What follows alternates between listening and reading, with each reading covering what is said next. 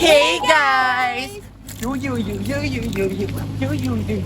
Wait lang. It's very 2023. Oh my gosh. It's a brand new year na. Kaya nga brand new year kasi yun siya pa rin. Pero alam mo, napag-isip-isip ko na imbes na siya pa rin, dapat new me, new crush, new year. Ay, grabe. Every year may new crush. Kaya nga Di ba pero- every week? Ay! Grabe ka na ha. Ano ba gagawin natin ngayon? Kaya nga syempre may piniresenta ang booth dahil new year nga. Di ba, Sheena? Of course, it's the Care Cafe Episode 3 New Year's Edition! Pero alam mo, ano nga ba yung gagawin natin today? Ano po? Nasa ba si Kevin? Kaya nga, Kevin! Oh my God. Ano ba yun? Late pa rin, 2024. Hi everyone, number 2 and number 3! I love. I am Kevin. Alam, makaka-copyright tayo nito. Ala, bakit? Ewan ko rin. Gusto ko. Okay, for the first segment, alam niyo ba guys kung anong first segment? Hindi Ang first rin. segment, Basta. ang first segment ay I am you, you are me! Oh my God! It's very... Ako, ikaw. Ano raw? Ano raw? Oh my God. Okay, Explain mo nga. okay, ang mechanics nito ay, Ano, Kevin, explain. ito na nga diba? Sorry. Ang mechanics nito ay this is the segment where all class officers are the participants to represent their class and answer questions about their last year's experiences such as difficulties, New Year's resolutions, and what LLIM habits best describe them as a class. Gets nyo ba? Oh, syempre. Medyo. Guys, grab ito, True, sun eh. kiss. Kaya nga Can you feel the sun tonight? Kaya nga, I can't relate. Pasyat ako ng sun eh. Pero ano pa bang hinihintay natin? Let's go na! Let's do the entrance! So yon, so good afternoon po sa inyo. May I ask po muna to introduce yourself po muna and grade and section po. I'm Robin Ace Malari po from 9O. I'm Dylan De La Cruz from 12B. I'm Kayla Tiffany Icaral from 9M. Yan. So, salamat po. So, for today po, we are going to ask you po for some questions po para po sa CC3. So, first question po is, what are your New Year's resolution as a class? Our New Year's resolution as a class po, we will have more unity when it comes to activities that requires the efforts of each other po.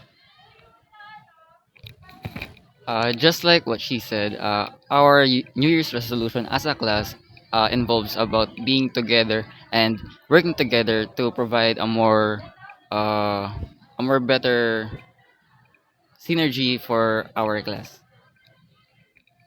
The same with both answers po, but also I will add the communication po because our class our class lacks communication when it comes to being a one po or unity. So that's the one of the reasons why some miscommunication, some issues po that's our New Year's resolution. Ayun. Ayun, yeah. Taray, So, diba? ang ating next question is, what LLIM habits best fit in your class and how do you show them?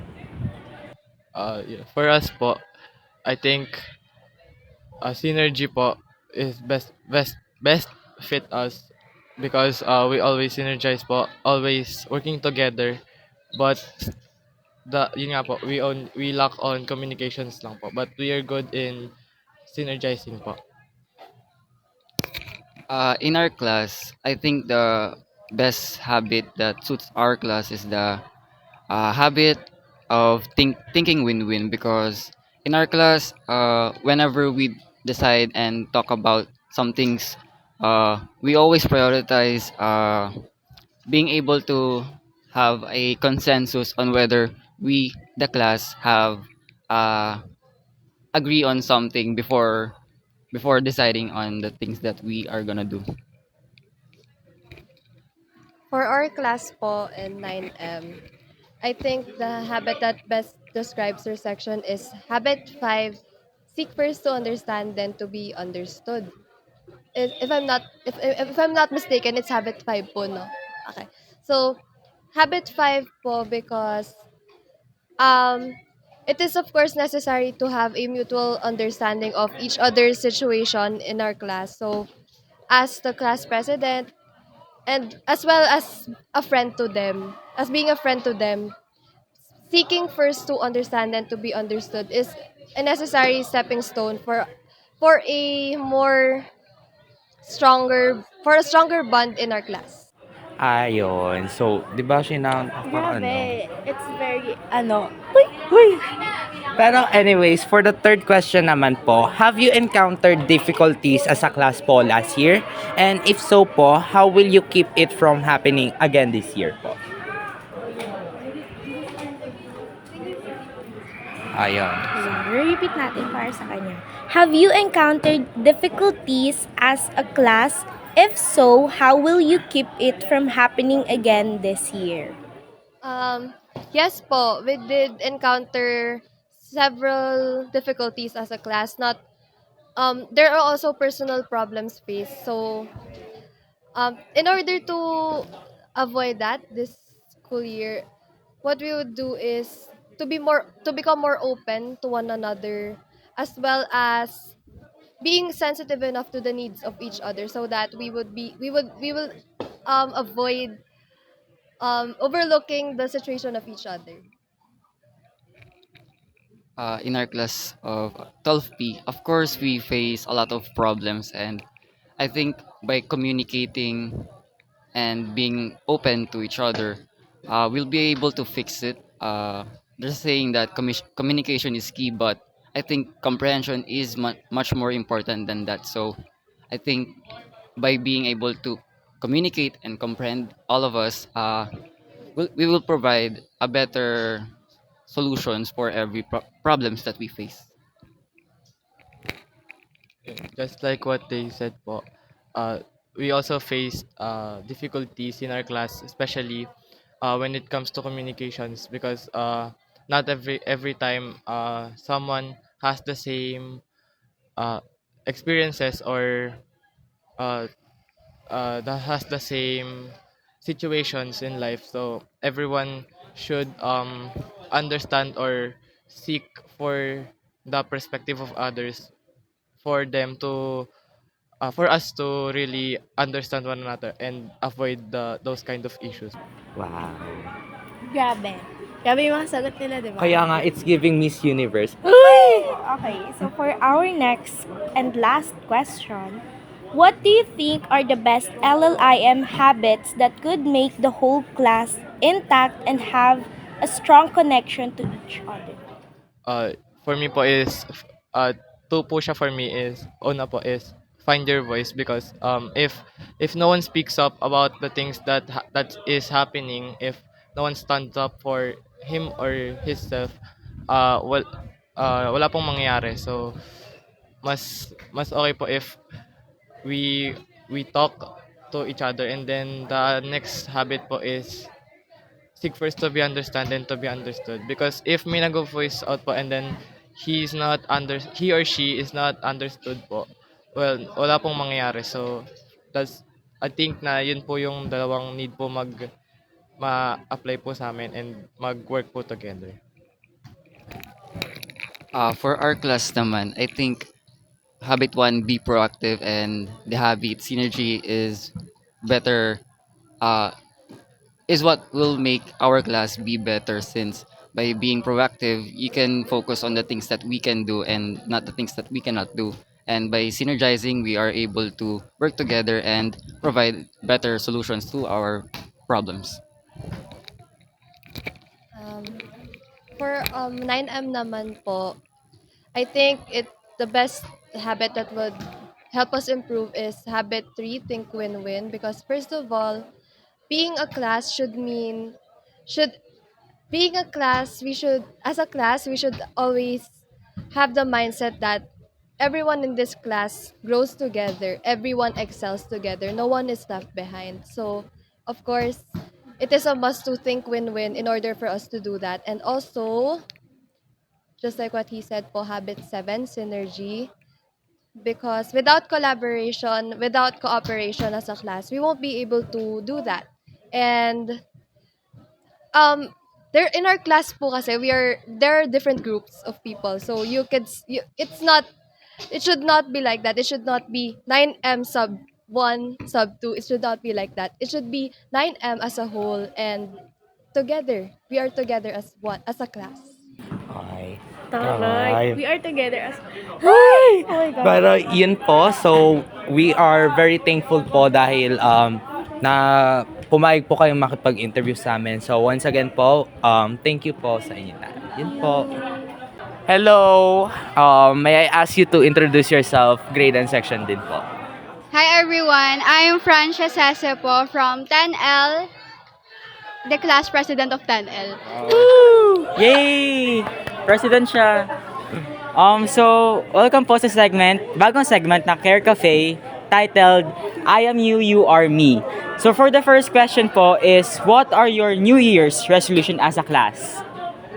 As the class president of our class, my New Year's resolution is of course magka-pizza party uh, dahil gusto ni Ginang na maiwasan namin yung mga VRs, and of course my New Year's resolution is to prevent that from happening na again.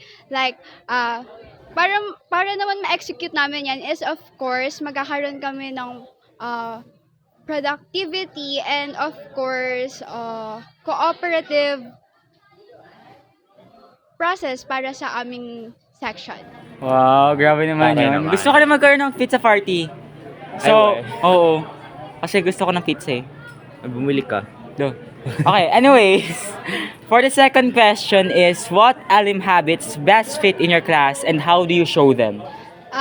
For me, the LLIM habit that best describes our section is, of course, the think win-win. Because we make sure that there is no one left behind sa amin.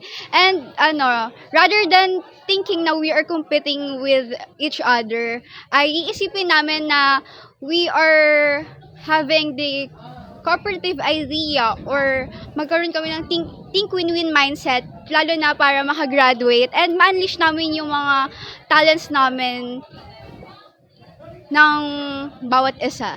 Wow, grabe. Ma-unleash ang talent. Sana all think win-win. Ano yun? Bakit yun sinabi niya, babe?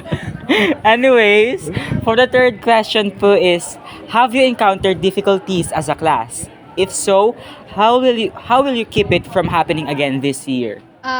Of course po, nagkaroon na kami ng mga difficulties and toughness na na-experience namin throughout this past few months as a grade 10 students. And of course, hindi naman natin yun may iwasan, lalo na kung meron talaga tayong mga classmates na pasaway. Pero of course, this new year, one of my goals is syempre ma-prevent that as well to occur, and of course mangyayari yon kung magkakaroon kami ng maayos na communication and maayos na mindset na na-express namin all together. Wow, grabe naman yun. Napaka-caring naman pala ng president na to. Isa ka ba dun sa pasaway? Di mo sure? Hi. Anyways, for the last question, dapat po sasagutin nyo to as a, Miss Universe, ganon. Oo. Sure. So for the last question, what do you think are the best LLIM habits that could make the whole class intact and have a strong connection to each other? Of course, my favorite LLIM habit number 6, synergize. Because in our class, we tend to have the collaborative mindset katulad nga ng mga sinabi ko kanina. And that would make our class more expressive with themselves. And of course, kailangan nyo ng isang class para ma-communicate nila yung mga thoughts nila or feelings na hindi na unsaid. Kung may problema man sila sa bahay or sa activities na related sa academics, syempre the officers are there to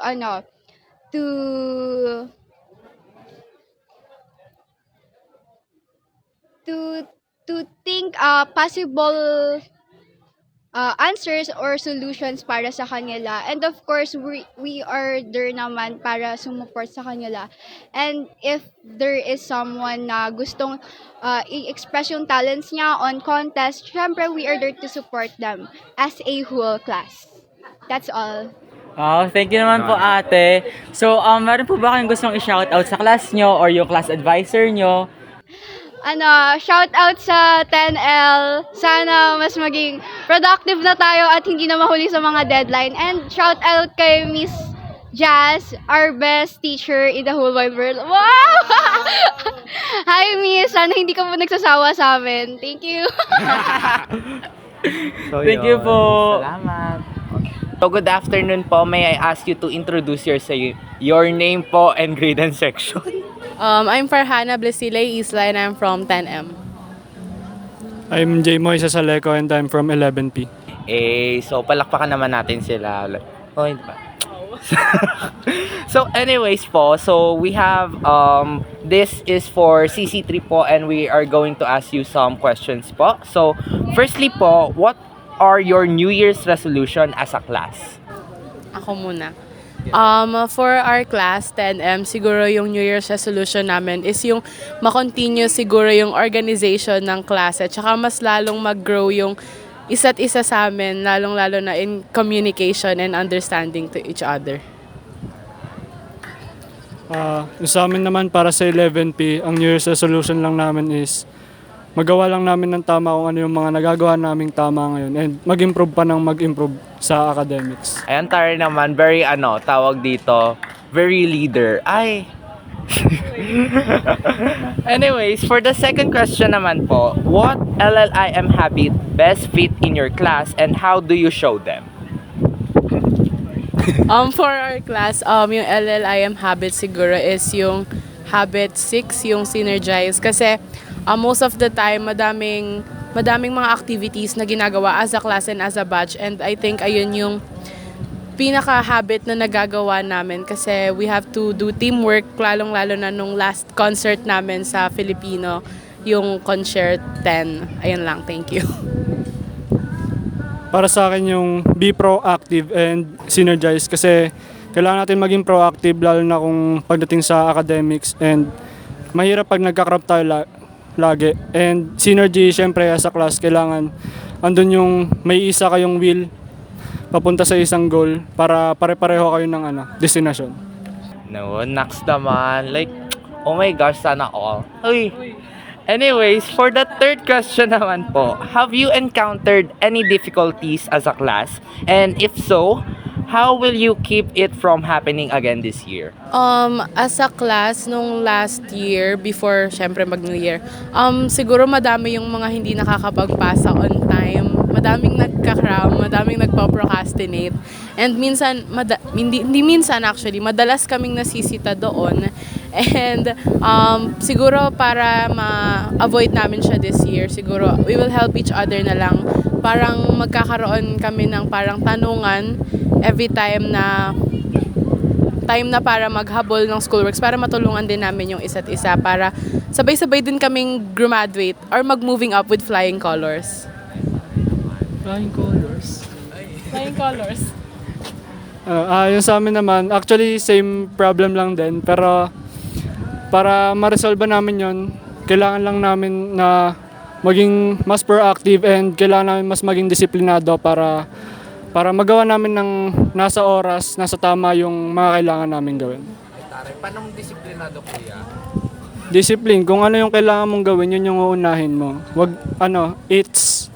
It's giving up immediate temptations for something that you want more. Oh, yan taray. Baka class president yan ng 11PA. And for the last question naman po, so, what do you think are the best LLIM habits that could make the whole class intact and have a strong connection to each other?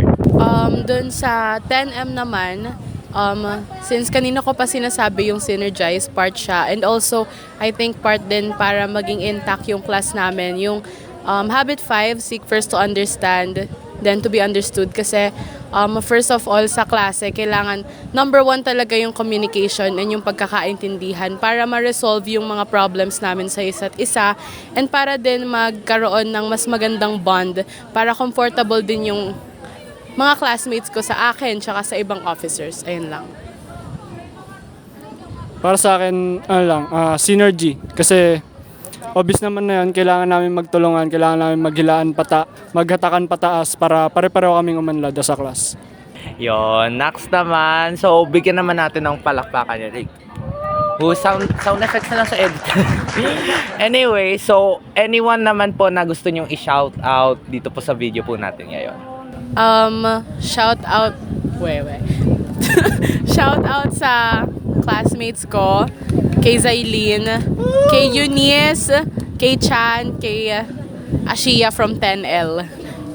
Kay Jessica from 10L. Kay, sino pa ba? Ha? Jadine! Okay. Shout out sa Jadine na, hindi Jadine na love team Jadine na friend group. Tsaka kinder. Ayun lang. Shoutout ko na lang yung buong 11P tapos sa si Ernest Banal sa 11Q. So yun lang. So salamat po. So yun po. So welcome po. This is the recording po for CC3. So may I ask you po to introduce yourself po muna? So I am Ira Castillo from 12O. Hey, slay. So ayan, for the first question po, what are your New Year's resolutions as a class? So yun, as you all know, graduating batch na kami. So our New Year's resolution is makapagpasa kami ng mga requirements on time. Siyempre, mahalaga yun. Ayan, avoid procrastination, guys. True. For the second question naman po is, what LLIM habits best fit in your class and how do you show them? Find your voice. Maliban sa maingay kasi kami. Important yung each student sa classes na papakinggan. So yun, if may mga need na suggestions, ganon, talagang yung students sa amin, nagbibigay sila ng suggestions nila. If may mga reklamo sila, they always find their voice. Ayan. So for third question naman po, have you encountered difficulties as a class? If so, how will you keep it from happening again this year? Ang most na problems namin kasi is yung sa submission. So, para maiwasan yon, ang ginagawa is more than reminding the class na lang din na, we will have an assignment due tonight o kaya tomorrow para lahat kami aware din sa mga gano'n. So, syempre, busy yung iba sa amin sa orgs and din sa mga clubs nila. So, it's important na nare-remind din sila. Ayan. So for the last question, what do you think are the best LLIM habits that could make the whole class intact and have a strong connection to each other? Syempre, yung favorite ko, seek first to understand, then to be understood. Understanding tayo yan. So it's important that we understand each student's situation sa klase namin. So we also know kung ano ba yung mga pwedeng approach namin if may problem kami, ganon. So important kasi na nagkakaisa kami. Hindi naman basta-basta magkakaisa yun kung hindi mo naiintindihan yung struggles or yung perspectives ng per students. Yan. Ayun. So, ate, for the last question naman po, how to sleep po? So, ito na po talaga yung last question. So, anyone po na gusto niyo pong i-shoutout for today's video? Siya sana. Kaso, so, shoutout sa 12O and kay Mama Tan. Hello po, Mommy. I'm here na. Yun lang. So, yun po. Maraming salamat po sa pag-attend. Salamat po. Thank you. Ay, wow. Ang taray naman ng mga class officers natin, diba? Like, oh my gosh, bigyan ng brave hands clap yan. Diba, Clark? Tara, bigyan ng brave hands clap yan. 1, 2, 3, go. 1, 2, 3, 1, 2, 3. Brave hands! Ayan. Hey. Pero, honestly, New Year, new me, new you, New us. Kaya naman sana lahat ng New Year's resolution nyo as an individual and as a class, matupad nyo this year. At sa true lang, at dahil dyan nagtatapos na ang Care Café, at huwag niyong kalimutang i-follow ang Move Raven sa FB, sa Twitter, sa Instagram, at mag-subscribe sa ating YouTube channel at i-follow din kami sa Spotify. Dahil I care, we care, we care. Hey, bye! Campus, guys! Bye!